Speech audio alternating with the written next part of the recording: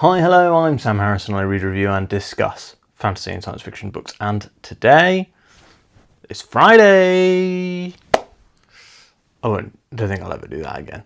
So every Friday I sit down and talk to you guys about what I have been reading, what I'm reading next, what I have been doing videos wise on the channel, what videos are going up next, and then kind of everything else under kind of the sum of my interests. So today we'll probably talk a little bit about Superman, we'll probably talk a little bit about the new Donkey Kong game, but most of you guys are here for the books, so we're going to get straight in and talk about books. Today I finished this morning while cleaning up my house Iron Gold by Pierce Brown. So this is the fourth book in the Red Rising series. It's technically the first book in the sequel trilogy. I ended up reading tons of this via the audio book. So one of the reasons I picked this up off the shelf last week was because I was like, I want to read a physical book. I want to read a sci-fi book. I want to get into something that's kind of like easy breezy reading. And so I picked up Iron Gold. Hi, Barry. He may or may not be in this video because he's not going to want to sit on my lap because I'm wearing running shorts because I'm about to go for a run after this. But he is here, I promise. Maybe his tail will pop up at some point.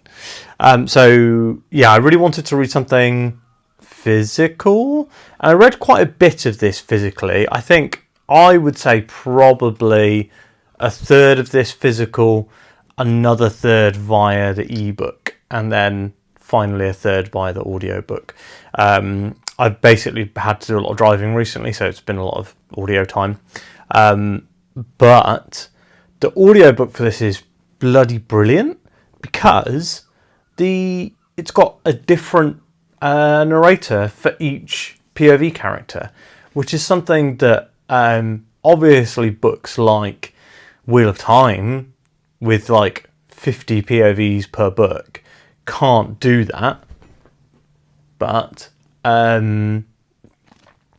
something like Iron Gold, which I think has like 4 points of view. 4 points of view.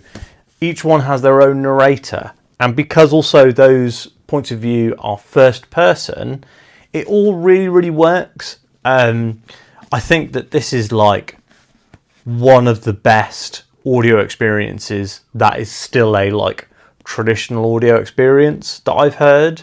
Like Dungeon Crawler Carl is very, very good. But I think a lot of Dungeon Crawler Carl is like all the added stuff, whereas this is like a pure traditional audiobook experience, and it's bloody brilliant. The story also was very, very good. There were a couple of surprises in there, which was really good. Because Pierce Brown is an author that tries to surprise you a lot and does not always land. But there was a genuine surprise for me at the end of the book. It's hard to go into this without like massively spoiling the previous books in the series. And while in my non-spoiler review I will talk about elements of the initial Red Rising trilogy, I can't really talk to I don't want to talk about that here in case you haven't read that trilogy. The one thing I will say is everybody told me that this book was quite weak, that Pierce Brown was not really ready for multi-POV when he wrote this, that it was the worst book in the Red Rising saga. And for me, I'd be tempted to say it's my favourite of the four that I've read. I do quite like a first-person single point of view. So like the Dresden Files, which is first-person single point of view, one of my favourite series of all time. Top 5, absolutely, without a doubt. This is first-person but multi-point of view, which I've never read before. All the points of view, multi-point of view books I've read have always been in the third person. And I have to say, I really liked it. I thought that the new points of view characters introduced were all more interesting and better than Darrow, which made the which made it almost by default a better book than the first trilogy. And just overall had a fantastic time. And I wish that I had read this a lot sooner. So I read the Red Rising books starting January 23, I think, no, 24. So I read Red Rising, which was a reread. Then I read Golden Sun, and then I read Morning Star. I read them one a month in 2024 in the first months. And I kind of wish that I'd just gone straight into Iron Gold, because I'd have more of a clear comparison point. Because the Red Rising trilogy that I remember in my head is the weaker elements of book one and the big disappointment that was Morning Star for me. Where compared to this book, I definitely enjoyed this book a lot more.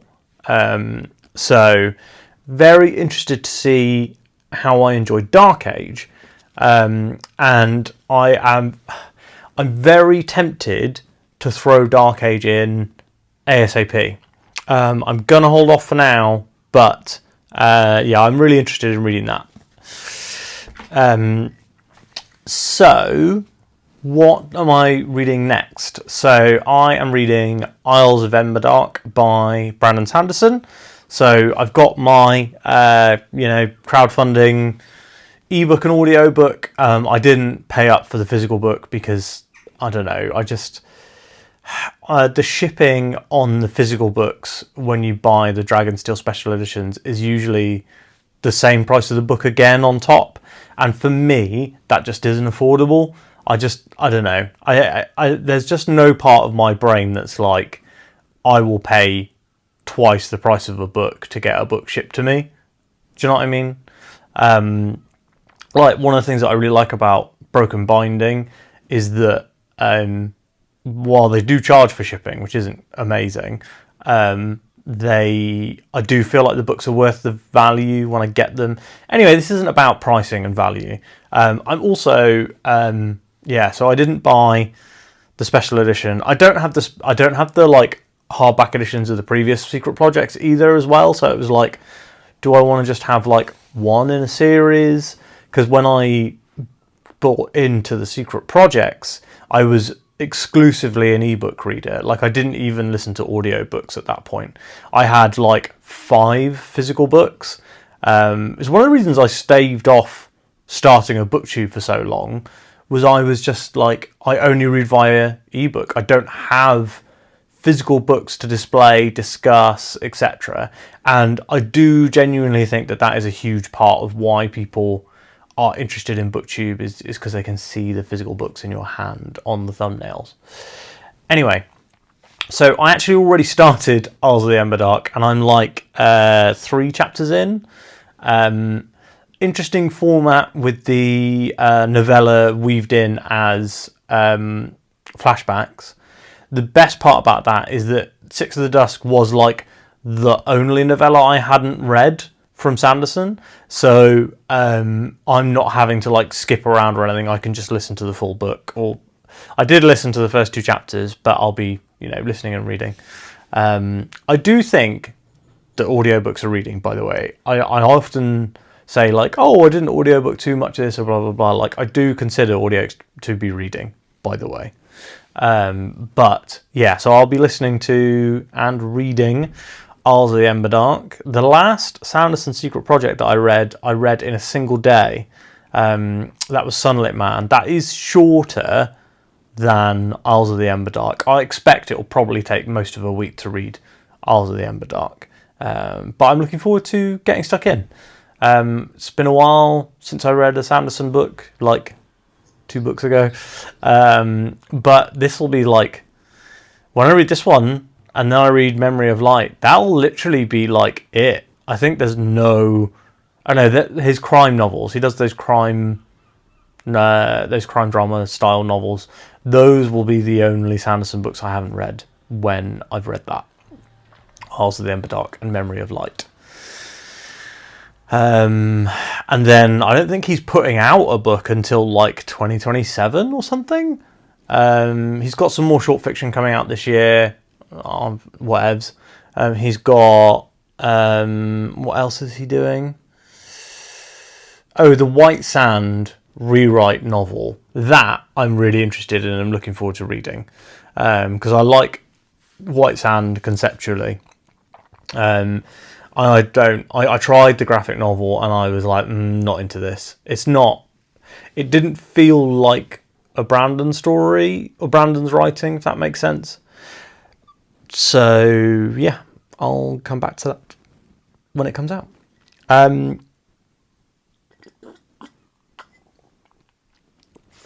What am I reading next? So it does feel like it might be maybe not sensible. I do feel like I really want to read Dark Age by Pierce Brown soon. But I might try and throw in something shorter again. So when I finish... I finished Iron Gold, which will be reviewed next Monday, which is the 21st, and then I'm sure I'll finish Emberdark by the following Monday, the 28th. So I'm just thinking about when the reviews are due for you guys. So yeah, it would be nice maybe to read something else short before I get stuck into Memory of Light, because if I get something short in, that will give me multiple weeks to read Memory of Light. And that's the hope, really, is because there's one chapter in Memory of Light that is 9 hours via audio and like 400 pages or something.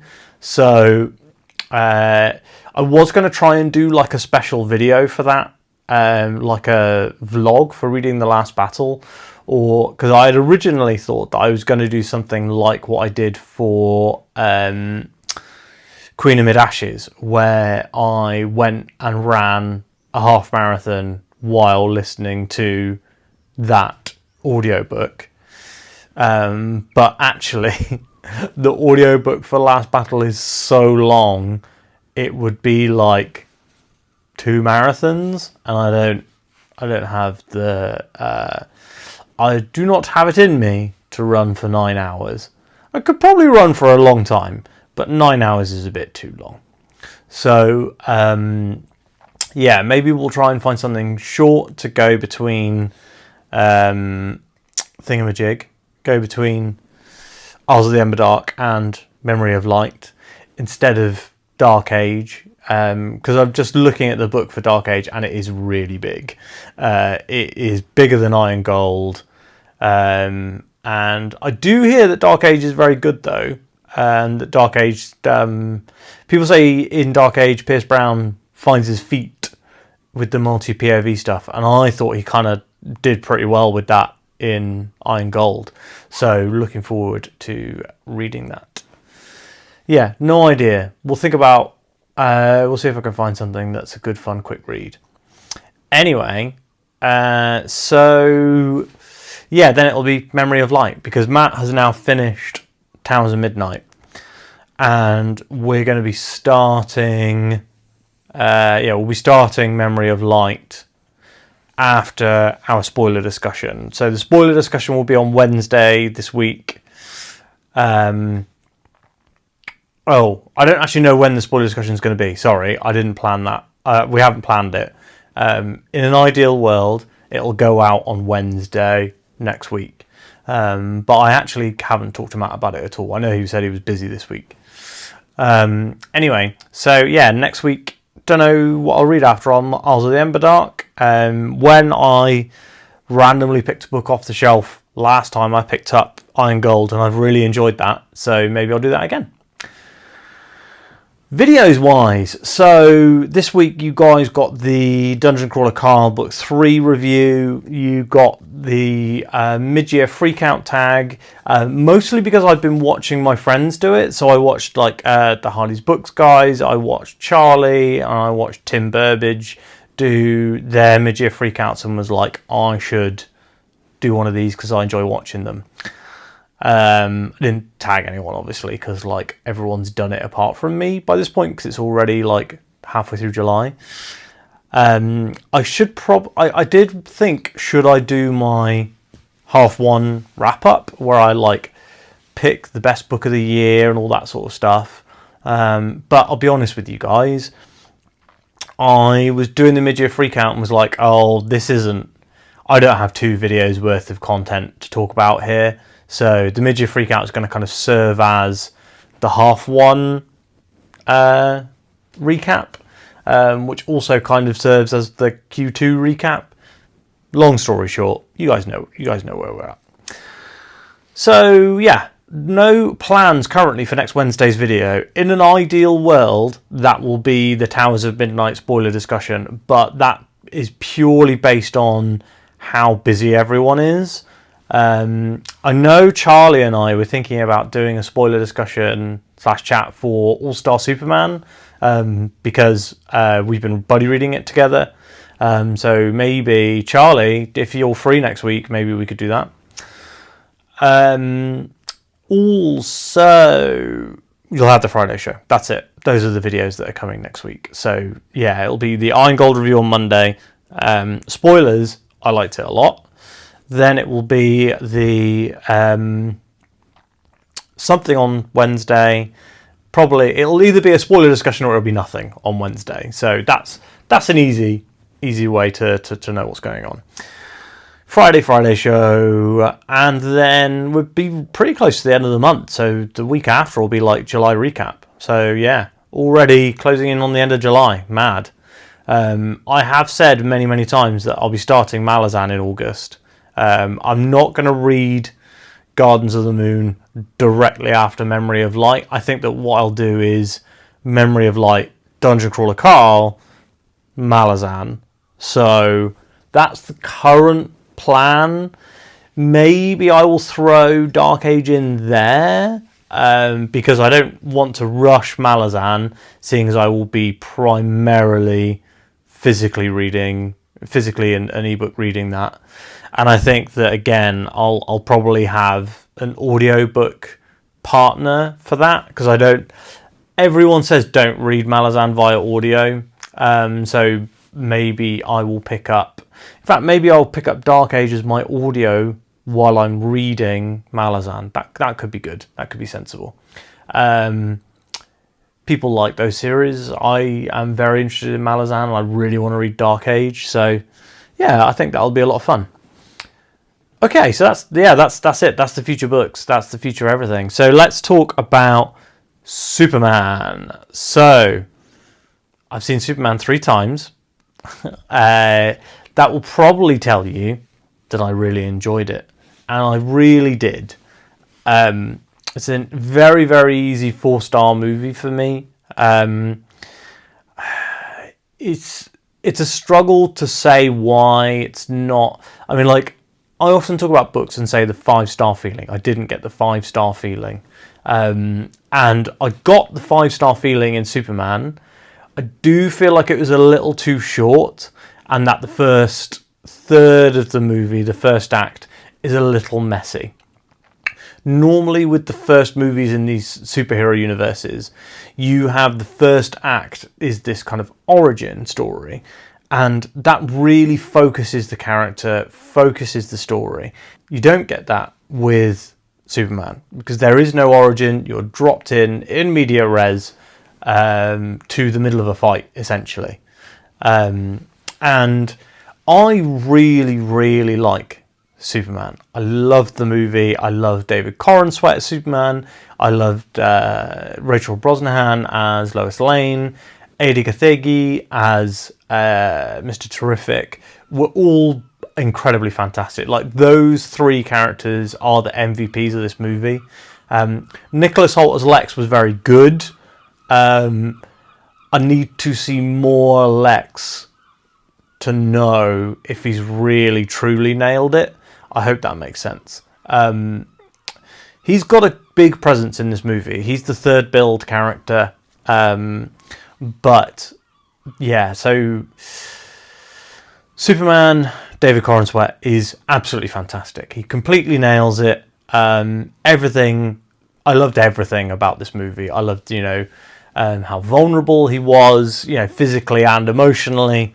I thought the effects around Superman were very good. I thought the costume was fantastic. I really liked that it looks like clothes. It doesn't look like a skin-tight piece of, superhuman alien fabric. It really does look like clothes. And I'm really chuffed with that. I think it's really well done. And what else? I mean, we all know the action is fantastic. The soundtrack really showed up in a way that in a lot of modern superhero movies it does not. The soundtrack for a lot of Marvel movies kind of fades into the background, apart from like the Captain America theme, the Avengers theme. I do think Ant-Man's good as well. I thought Thunderbolts had a fantastic soundtrack, and this really follows that on. I really noticed the Superman soundtrack at multiple points. I really love the vibe of like the relationships between the characters, like between Lois and Clark and his parents. Really, really, really strong writing, specifically around like the parents and stuff. And I think the big thing for me is that Superman, the movie, is kind of a reflection on how cynical our society has become. That's like the big message of the movie, is that like positivity, hope, trust, and like seeing things as just being like seeing the beauty in people and things and places has been kind of lost amongst kind of like the antagonistic political and social climate that the world is kind of living through. There's all these memes that go around that are like millennials as they go through their seventh once in a generation traumatic event, and that does feel like this movie really feels like not a commentary, like a pushback on that cynical nature of online discourse in society. There's a scene in the movie where Lois is like, you trust everyone, you think everything is beautiful, and Superman basically goes, well, maybe that's the real punk rock. And like, the core of punk rock is the kind of the anti-establishment, but when the establishment is, cynical, distrusting, and like inwards, so self-facing, inward-looking, the kind of radically hopeful nature of Superman, the character, Superman, the movie, is the real punk rock. And I think that that's like a really strong message that I took away from that film. And I know that I am going to try and be more hopeful and positive. I try to be positive anyway, but I feel like I want to try and look for the best in life. And that movie gave me that vibe. So yeah, it's not like it's life-changing, but it's definitely influenced my brain chemistry a little bit. Yeah. I remember talking, this is a real aside before we finish the video. I remember talking with Laura and Charlie, and I think we were talking in Andrew's Discord, and I said, if this movie is good, it will cure my depression. And I tell you what, guys, I feel great. I've lost like 6 kilograms of weight in the last couple of weeks. A few, maybe 3 or 4. Life is going good. Isn't it, Barry? You can't see him, but I can. He's very happy. Thanks so much for watching. A weird ending, but whatever. We're all friends here. Please like the video if you liked watching it. Please drop a comment down below. Tell me what you thought of Superman, unless you have negative things to say, in which case please don't ruin my fun. Let me know if you've read Iron Gold. Let me know what you think about it. And of course, tell me what you're reading. What are you up to? I'd love to hear about some books that I don't know about. Thanks so much for watching. Please subscribe if you haven't. It's very weird if you've got this far and you haven't. And I will speak to you on Monday.